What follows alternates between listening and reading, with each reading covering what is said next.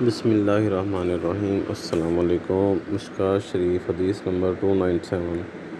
حضرت عبداللہ بیان کرتے ہیں کہ رسول اللہ صلی اللہ علیہ وسلم نے فرمایا، جب بندہ مومن وضو کرتا ہے اور کلی کرتا ہے تو خطائیں اس کے منہ سے نکل جاتی ہیں، جب ناک جھاڑتا ہے تو خطائیں اس کی ناک سے نکل جاتی ہیں، جب اپنا چہرہ دھوتا ہے تو خطائیں اس کے چہرے سے نکل جاتی ہیں، حتیٰ کہ اس کی آنکھوں کی پلکوں کے نیچے سے بھی نکل جاتی ہیں۔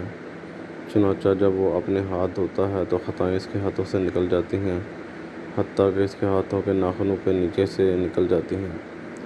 چنانچہ جب وہ اپنے سر کا مسح کرتا ہے تو خطائیں اس کے سر سے حتیٰ کہ اس کے کانوں سے نکل جاتی ہیں۔ جب وہ اپنے پاؤں دھوتا ہے تو خطائیں اس کے پاؤں حتیٰ کہ پاؤں کے ناخنوں کے نیچے سے نکل جاتی ہیں۔ پھر اس کا مسجد کی طرف چلنا اور اس کی نماز اس کے لیے زائد ہو جاتی ہے۔